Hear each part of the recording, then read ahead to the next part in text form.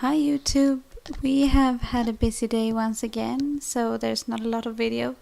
This that you're watching right now is just me studying while I'm holding the baby, because I do start school again on Monday, so it's gonna be very busy from now on, and I thought I'd start early. So I got my boyfriend to take some video of us and the cat in the background, and then it's just a clip of my youngest sister, little Alice, and her older sister Amanda going by right there.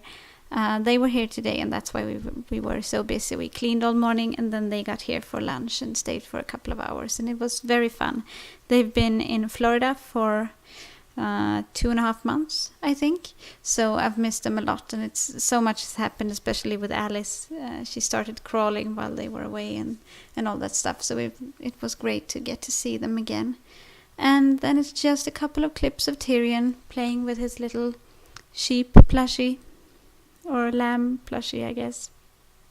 And there's not much else really, so I'm just gonna say bye for now, and I will see you tomorrow.